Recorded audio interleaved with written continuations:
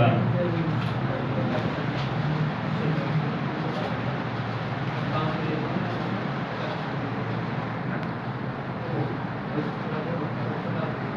अब हम पढ़ते हैं ठोस बनते कैसे हैं, जिसका नाम है हिंदी में क्या बोलते हैं, संकुलन या पैकिंग। ठोसों को हम ये मान ले, गेंद मान ले, परमाणुओं को क्या मान ले भाई, तत्वों को गोलाकार गेंद मान लिया जाए, गोल गेंद। और फिर उनको अगर मैं तुमसे कहूँ, जैसे तुमको मैंने गोल गेंद दे दी और तुमसे मैं ये कहूँ कि इनको ले जाओ, 50 गेंद है, सब लेके जाओ सारे बच्चे, 50-50 गेंद। और उसके बाद अब मुझे ठोस बना के ला के देना, तो कौन ये, अब एक बच्चा क्या है कि 10 गेंद डब्बे में भरी और लिया है, लो साहब ये है। और एक बच्चा 30 गेंदों को उसी डब्बे में जमा लाया और कह रहा है ये मेरा ठोस है। और एक बच्चा ऐसा भी था जो उस डब्बे में 50 गेंदों को भर लाया। तो बताओ किसका संकुलन दृढ़ है, जो 50 गेंद भर लाया, उसने ठोस संरचना बनाई होगी। और अपन उसको बुला रहे हैं कि 10 भरने वाले को पूछ रहे हैं कि तू 10-40 कहाँ गई तेरी, बोले साहब 10 ही आ रही थी, मैं क्या करूं। तो उसने कैसे गेंद जमाई होंगी डब्बे में, एक के ऊपर एक, एक के ऊपर एक, एक के ऊपर एक, तो डब्बा तुरंत भर गया, ढक्कन ही नहीं लगा। और 50 वाले में गेंदों को सरकाई होगी, यूं जमाई होंगी, तभी जाके 50 आई होंगी ना।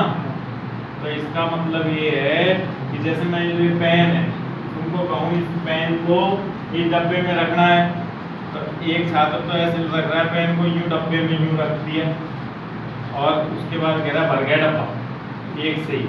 और एक छात्र ऐसा है, इसके टुकड़े करेगा छोटे छोटे, तो यूं यूं जमा देगा, तो वो ज़्यादा पेन रख सकता है ना फिर। तो संकुलन से क्या तात्पर्य है, अगर आपसे पूछा जाए संकुलन या पैकिंग किसे कहते हैं, तो आपको बताना है परमाणुओं को उपलब्ध स्थान में इस प्रकार से व्यवस्थित करना कि उनके मध्य न्यूनतम रिक्त स्थान शेष बचे। तो ऐसी व्यवस्था ही संकुलन या पैकिंग कहलाती है। तो ठोस कणों को समरूप गोला मानते हुए उपलब्ध स्थान में इस प्रकार से व्यवस्थित करना कि उनके मध्य न्यूनतम स्थान रिक्त रहे, संकुलन कहलाता है। अब संकुलन के प्रकार क्या है, एक विमीय, एक विमीय और एक होता है द्विविमीय और एक होता है त्रिविमीय।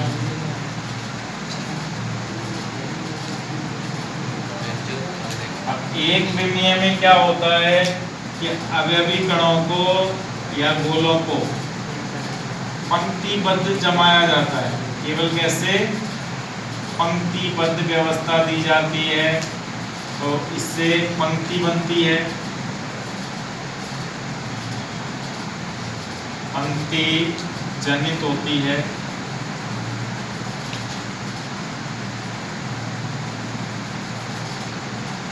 और उपसहसंयोजन संख्या इसकी क्या होती है, ये ध्यान रखना। उपसहसंयोजन संख्या बताओ, उपसहसंयोजन संख्या का मतलब समझते हो, एक गोला जितने गोलों को स्पर्श करता है, जैसे ये गोला है तो एक इधर से इसको और इसको स्पर्श कर रहा है ना, तो उपसहसंयोजन संख्या हो गई 2। तो एक विमीय संकुलन किसे कहते हैं ये पूछा जाए, तो अवयवी कणों को पंक्तिबद्ध रूप से व्यवस्थित करना, स्पर्श करते हुए रखना, एक विमीय संकुलन कहलाता है, जिससे पंक्ति जनित होती है गोलों की और इसकी उपसहसंयोजन संख्या 2 होती है। द्विविमीय, हम 2 विमाओं को इस्तेमाल कर सकते हैं। अब ये भी 2 तरह का होता है द्विविमीय भी, वर्गाकार द्विविमीय और षटकोणीय 2D या द्विविमीय कहते हैं। इसमें क्या होता है कि गोलों को अपन ऐसे, एक पंक्ति होती है ना गोलों की, तो उस पंक्ति के ऊपर जस्ट ऐसी ही दूसरी पंक्ति रख देते हैं, दूसरी विमा का इस्तेमाल करते हुए, और गोलों को इस तरह की एक पंक्ति के ऊपर दूसरी पंक्ति, दूसरी पंक्ति के ऊपर ठीक एक उसी जैसी तीसरी पंक्ति जमा देते हैं।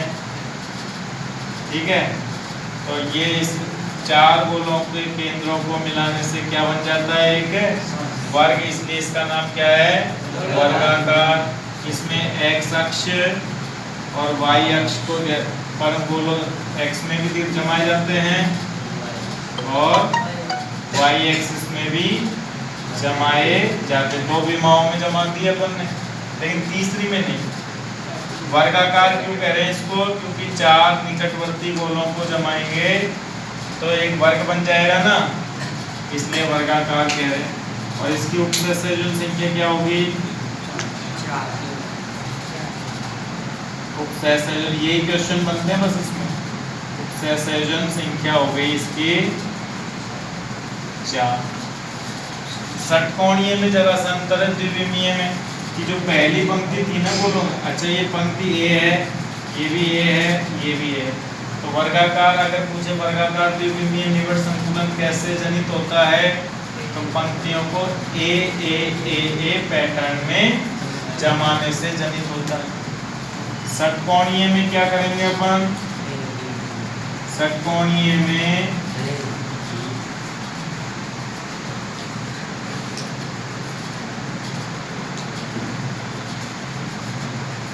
देखो एक पंक्ति थी है गोलों की, पहली पंक्ति, अब इसमें क्या है कि दूसरी पंक्ति के गोले मैंने यहाँ तो बिल्कुल ऊपर रख दिए थे ना, लेकिन यहाँ कहाँ रखूंगा मैं, गोलों के तो पहली पंक्ति के गोलों के गर्त में दूसरी पंक्ति के गोले जमाए जाते हैं। कहाँ जमाए जाते हैं, दूसरी पंक्ति के गोले पहली पंक्ति के गोलों के, जैसे लड्डू रखते हैं, लड्डू रखते हैं ना, तो पहली पंक्ति तो ए पंक्ति है, लेकिन दूसरी बिल्कुल ऐसी थोड़ी है, तो ये क्या कहलाएगी, बी। लेकिन अब तीसरी पंक्ति के गोले रख रहा हूँ, देखो मैं, वो इसके सामने आ गया नहीं, इसलिए तीसरी पंक्ति क्या कहलाएगी, उन्हें ए पंक्ति कहलाएगी। इसलिए पंक्तियों का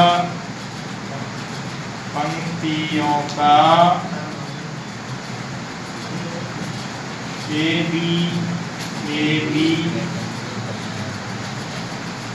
बी पैटर्न षटकोणीय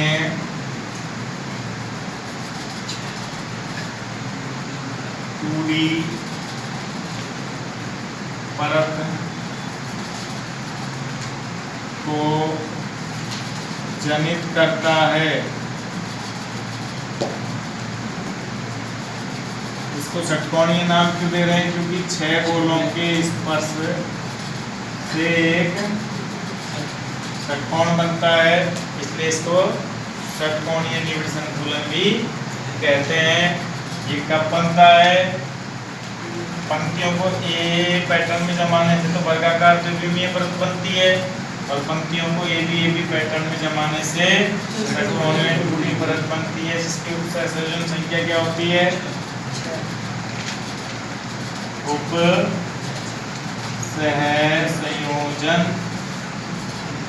संख्या होती है 4। अब ये दो परत है, देखो एक विमीय परत ने तो द्विविमीय परत को, एक विमीय पंक्तियों ने को जब अपन ने ए पैटर्न में जमाया तो वर्गाकार परत बनी, ए बी पैटर्न में जमाया तो षटकोणीय परत बनी। अब ये दोनों परत हमें क्या देंगी, त्रिविम संरचना देंगी।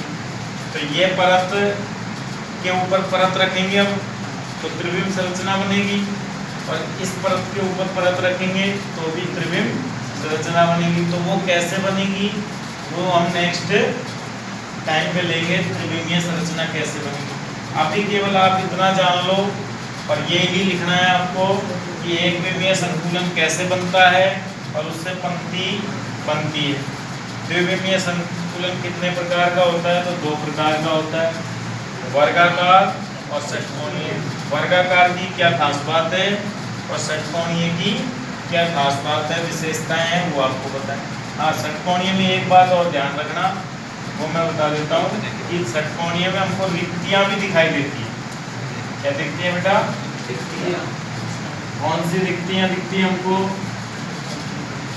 तो देखो, तुम देख रहे होंगे कि मैं ये 3 गोले उठा रहा हूँ, एक गोला, दूसरा गोला और इसके ऊपर रख दिए ये तीसरा गोला, और बड़ा हो छोटा हो। तो ये जो रिक्ति है ये किस शेप की दिख रही है? त्रिकोणीय शेप की। तो त्रिकोणीय रिक्तियां, तो षटकोणीय द्विविमीय परत में हमें त्रिकोणीय रिक्तियां भी दिखाई देती हैं। रिक्तियां वो होती है जो गैप होते हैं ना, वो रिक्तियां होती हैं। तो वो कैसी होती है? शेप में। तो आपको यहाँ इसमें ये भी लिखना है कि षटकोणीय त्रिविमीय परत में, वो द्विविमीय परत में कुछ गैप बनते हैं, रिक्तियां रह जाती हैं जो कि शेप में, आकार में त्रिकोणीय होती हैं, इसलिए इन्हें त्रिकोणीय रिक्तियां कहते हैं। ये त्रिकोणीय रिक्तियां 2 प्रकार की होती हैं। एक का मुंह तो नीचे की ओर होता है, इसलिए उसको बोलते हैं अधोमुखी त्रिकोणीय रिक्ति, और एक का मुंह क्या दिख रहा है तुमको? ऊपर की तरफ दिख रहा है, इसलिए इसको क्या बोलते हैं? तो त्रिकोणीय रिक्तियां कितने प्रकार की? 2 प्रकार की। एक तो अधोमुखी त्रिकोणीय रिक्ति,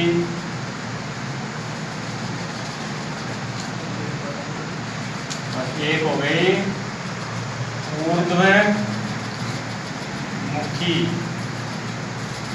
त्रिकोणीय रिक्ति। 2 तरह की होती हैं, ये पढ़ लेना। तो आज आप लोग जो भी इसमें कितने देर का हो गया? 12 मिनट 12। तो आज आपको अधोमुखी और ऊर्ध्वमुखी त्रिकोणीय रिक्तियां मैंने बता दी, परत षटकोणीय बन गई। अब हम आ जाते हैं त्रिविमीय निबिड़ संकुलन पर। कि त्रिविमीय 6, एक गोला 6 को स्पर्श करता है, इसलिए 6 बताएं, ठीक है। अब हमारे पास देखो ये 2 परतें, वर्गाकार और षटकोणीय। तो अब त्रिविमीय निबिड़ संकुलन से त्रिविम संरचनाएं बनेंगी।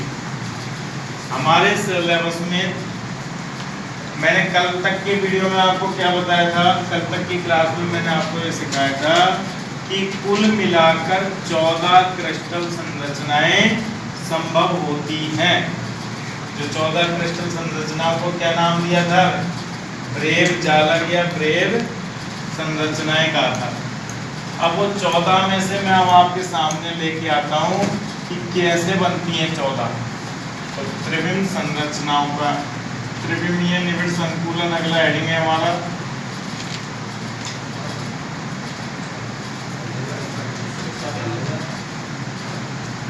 निबिड़ संकुलन या त्रिविम संरचना का निर्माण।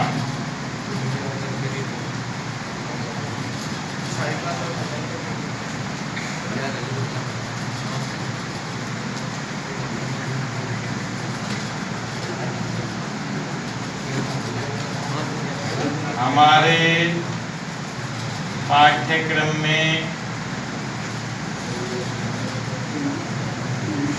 3 संरचनाएं जनित करना है।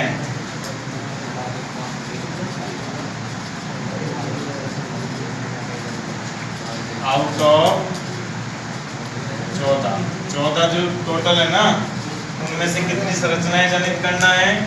3, जिसमें पहली है घनीय संरचना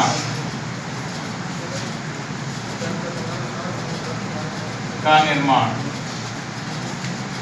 पहला घनीय है। घनीय में देखो अपने पास अभी परत पंक्ति से परत बनी, परत से त्रिविम संरचना बनेगी। तो कौन परत हमारे पास दो तरह की थी ना, वर्गाकार और षटकोणीय। तो जब वर्गाकार परतों को एक के ऊपर एक इस प्रकार से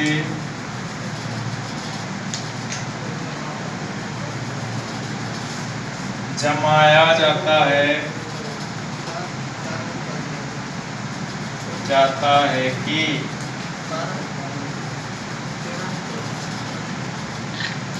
परतों के गोले परमाणु, गोले कौन है यहाँ, परमाणु एक सीधी रेखा में संरेखित हो जाएं, अर्थात ए पैटर्न में जमाया जाए।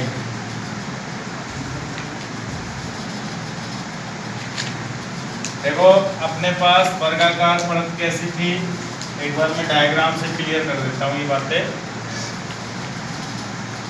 अपने पास वर्गाकार परत कैसी थी, ऐसी थी।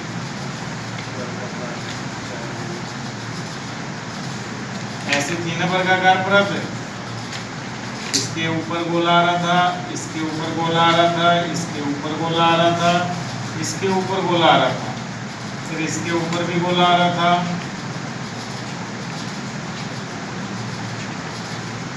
अब इसके ऊपर जस्ट हम ऐसे ही बोले, इसके ऊपर जब एक्स अक्ष बाई एक्स में गए, वाई में गए, तो अब किधर जाएंगे, जेड में तो जाएंगे। तो इसके ऊपर गोला आएगा, इसके ऊपर भी गोला आएगा, इसके ऊपर भी गोला आएगा, इसके फिर उसके बाद जब इसके ऊपर गोला आएगा तो वो ऐसे होगा ही, इसके ऊपर गोला आएगा तो वो ऐसे होगा ही, इसके ऊपर गोला आएगा तो ऐसे होगा, फिर इसके ऊपर वाला गोला इसके जस्ट नीचे होगा ही। ठीक है, तो तुमको दिख रहा होगा जो गहरे गोले हैं तो वो तो पीछे की परत के हैं, और जो डॉट डॉट वाले गोले हैं वो सामने वाली परत के हैं। त्रिविम चित्र है। तो आप देखो पीछे वाली परत के चार गोलों को बनाओगे, मिलाओगे केंद्रों को, तो एक वर्ग बनेगा, ये वाला वर्ग। और डॉट डॉट वाले गोलों को मिलाओगे तो भी एक वर्ग बनेगा। अब जब इनको आपस में मिलाओगे तो एक घन नहीं बना गया। इसलिए संरचना अगर आपसे पूछे कि वर्गाकार परतों को परस्पर एक के ऊपर एक ए पैटर्न में जमाया जाता है तो एक घनीय क्रिस्टल संरचना का निर्माण होता है, जिसके प्रत्येक कोने पर क्या होता है, एक परमाणु स्थित होता है। इसलिए ऐसी कोष्ठिका क्या कहलाएगी, एससीसी कोष्ठिका कहलाती है। और जिसमें एक गोला कितने गोलों को स्पर्श करता है, उक्त सहसंयोजन संख्या भी आपको बतानी है, वो कितनी होती है, 6 होती है।